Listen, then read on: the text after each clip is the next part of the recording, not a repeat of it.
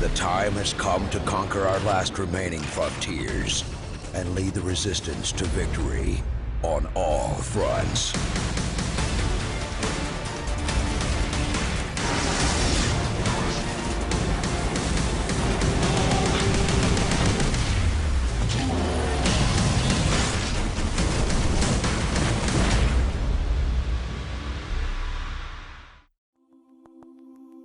You're watching the GameSpot co-op stage, sponsored by LEGO Star Wars: The Force Awakens.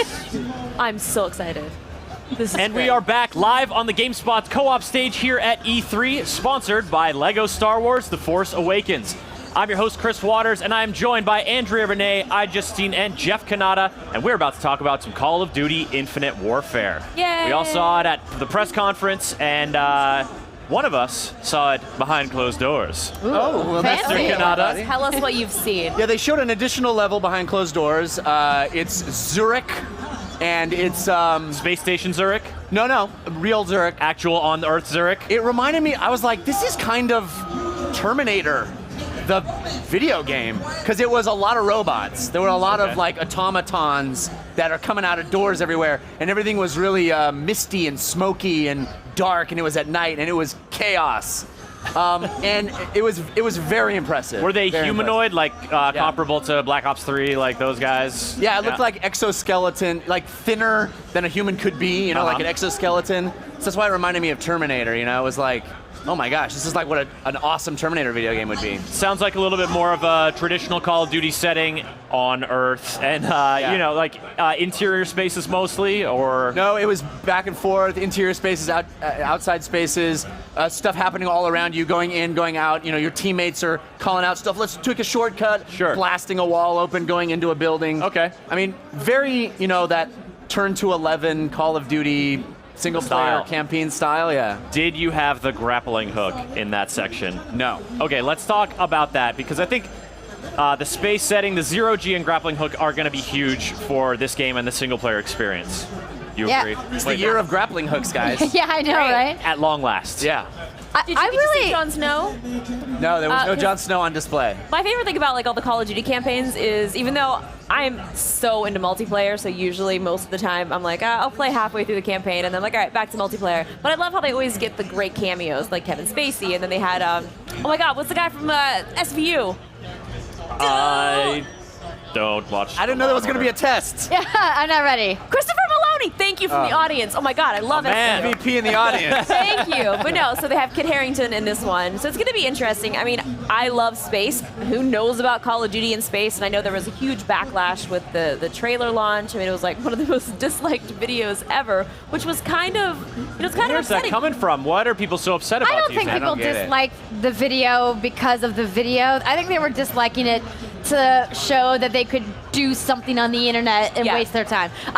That's trolling at its The trailer finest, was right? fine. I mean, over 1 million dislikes. Clearly, people are doing it just for It the fun just of becomes it. the thing. Like, It was. I want to get in on. Yeah, dumb- people dumbfounding. love to hate Call of Duty, and it's unfortunate because Activision has does such an amazing job with this franchise. I mean, it continues to sell year over year over year, and it wouldn't if it was trash, right? Like if they were mucking it up, putting out broken games with really bad stories, or you know, broken multiplayer, it wouldn't keep being successful. So I think it's not fair the rap that Call of Duty gets, because I enjoy my time with it every year when I play. It's interesting because Activision has sort of done the same thing at E3 every year. And I had this moment when I was sitting there.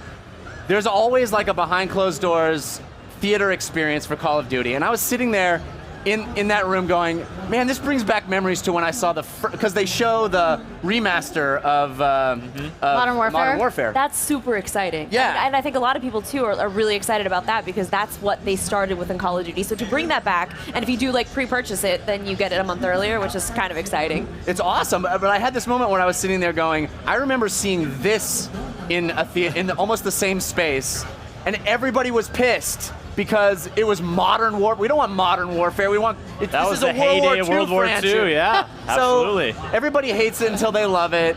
and then they love it until they hate it, you know? Look, I love multiplayer, so I'm super excited for the announce of anything MP. But as far as like the single player stuff goes, I mean, it's fun. You know, it's I think sometimes people take it a little bit too seriously. I'm like, it is a video game. You know, at the end of the day, it's Call of Duty. It's basically the same thing, just a little bit different. We're gonna play it. So that's it. So let's talk about how it's a little bit different, because you know, the level Jeff was describing, seeing behind closed doors, sounded like, all right, sticking with your strengths, doing the Call of Duty thing. But what we saw during the press conference, especially on the exterior of the ship, introduced a few interesting things, I think. Zero G combat, and also that grappling hook really introduces a level of sort of not just verticality, but also like there could be dudes shooting me from anywhere realistically because I'm in frickin' space. And spaceship battling. That's pretty ballsy to be like, yo, Call of Duty is now in space. I think You know? it's really cool. And another thing that occurred to me when I was watching it is, remember when there were load times, guys? I mean, the demo that they showed was that Zurich level, and then at the end of it, a spaceship lands, the guy gets into it, launches into space, and he goes through the atmosphere, gets into space, and now we're fighting in space. Then he lands on a thing and gets out, and I mean, it's just all one continuous experience. And I'm like, that's incredible. I remember when it was like next level. Let's load that now. Yeah, let's do a little briefing. We'll show you the satellite images of where you're going next. Yeah, classic. Flying a spaceship. We do that in a lot of games. We talked about Eve Valkyrie in the previous segment. You know, X-Wing experience coming out. Lots of opportunities to fly spaceships. Are you excited to do it in Call of Duty? I think Call of Duty excels at giving you so much variety in the single player campaign. You're not just going to fly one kind of spaceship, I have to imagine. You're going to fly multiple different kinds of ships. We're going to be in some kind of crazy tank on the ground. I mean, they always Crazy tanks. throw something new at you with each level, and I love that about the campaign because it keeps it fresh, it keeps it exciting. You never know, like, what's the next experience I'm going to have in the next mission. And maybe that tank will turn into the spaceship and it'll be like Star Fox of Duty. Oh, they're great. Star Fox of Duty. It'll just be interesting to see what they're going to do with that in multiplayer, you know, especially with esports, because a lot of the games, they have to be sort of altered to have like the specific like play settings, because we don't want to have one team to have more advantage than the other. So it's going to be cool to see how they do that. And it's going to be interesting to see how the esports community reacts, because That sniper keeps shooting me. I'm going to space. Let's get Later, my spaceship. bitches. I mean, yeah, Justine, you're big into the multiplayer scene. You've been on the Call of Duty multiplayer scene for years and years now. We're looking ahead to Call of Duty XP, where they're going to be doing the announce, or later this year, maybe Gamescom. What are you hoping for from multiplayer?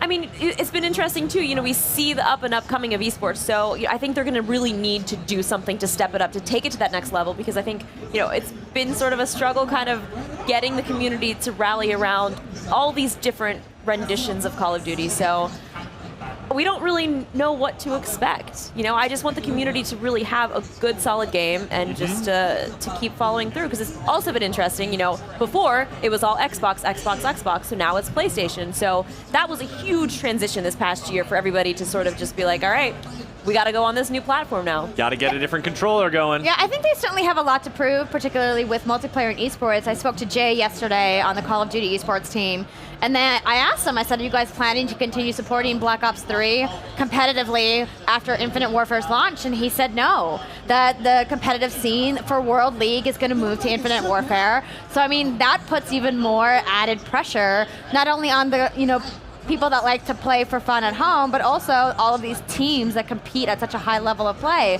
I mean, you can't really change the formula too much when you bring esports into consideration. Well, yeah, it kind of makes it unique on that scene, because that yearly iteration, you know, as applies to esports, you don't have these teams sort of having years to sort of like really dig in. I mean, League of Legends, Counter-Strike, Go, these games that are dominant on the esports scene, that's a through line. You know, they're not switching it up.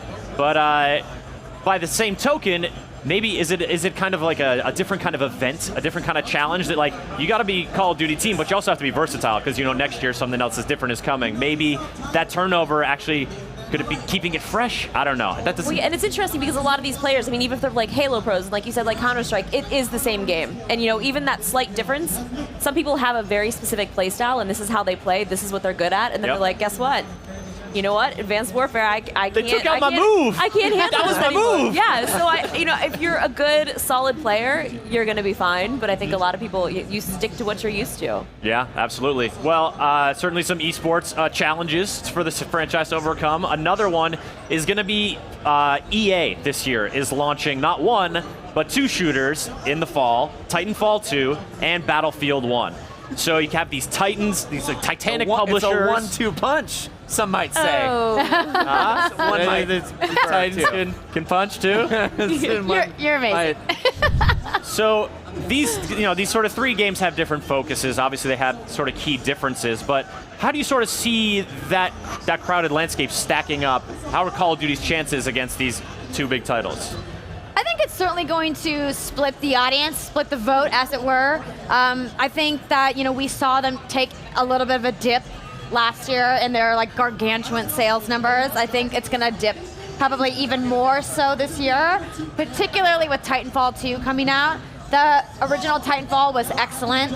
Short experience, but an excellent short experience. Mm-hmm. And now you have, Vincent Pella going up against his his old running crew. Old Yeah. crew. And they brought a single player campaign, which fans were calling for. Oh my God, I mean- were they calling for it? Jeez. I mean, I was calling for it. So was I. And I couldn't be more excited about a single-player Titanfall. I mean, I had so gonna be much awesome. fun playing Titanfall, but even though I don't really play the campaigns that much in Call of Duty, I feel like there was just something missing. It's like, where is it? Where is this extra added thing that we're looking for? But man, I'm excited for Titanfall 2 though. And I want a It's mech so to fun. protect me. Right? It's going to protect me. And then in that landscape of this futuristic shooters, Battlefield's going back to World War I. We think that that's going to sort of pull some nostalgic folks, and of course the Battlefield, sort of core Battlefield fans differ from Call of Duty fans. Those games are fundamentally different in a lot of ways, but yeah, it should be an interesting end of the year, you think? I've always been sort of hands off on Battlefield because I've been so invested in sort of like the Call of Duty community, and that's where I spend most of my time. And I was actually kind of intrigued. Maybe go back and give Battlefield another chance. Oh yeah? Yeah. Might entice you over there? I think so. I mean, bringing down a Zeppelin in a giant flaming wreck does look that pretty trailer cool. was so good. Yeah, I got to talk to a lot of fans that were playing at EA Play because this year at E3, which is really exciting, EA was like, hey, we're going to take our experience outside so the public can come and play these games. And it was like universal praise from everybody that I talked to. I also am not a Battlefield person. I just never practiced enough to get good. And let me tell you, Battlefield hardcore players will tell you when you suck. Oh, they do, yeah. Not like Maps are any so other gamers don't They're do that. different. But Yeah, they're different from every other community. Right. But it was interesting because I think a lot of people that I was talking to on Twitter were concerned, like, do the guns feel historically accurate? Does the setting feel like authentic? And it looks like it really does. And Sniper Class is a perfect example. How they were saying like it's so different than Battlefield 4 because you're taking these World War I era weapons. There are no like high-res scopes, so it's all like mid-range and short-range stuff for snipers. So See, it's that's really what I'm into. I love change the up stuff. close range combat. I like to run and gun, so this might be something that I'm into because a lot of times I had a problem with some of the Battlefield maps. I'm like, they're so huge. This is taking so long. I'm not a good sniper. Like, I need to be up close and personal. First time somebody snipes a horse out from under me, I'm going to be like, I can't play this anymore. Peaches! Well, some interesting competition for Call of Duty Infinite Warfare, but also some excitement for the new scene for that game, taking it to space, and, of course, that grappling hook. We'll be right back live on the GameSpot co-op stage here at E3 in just a minute.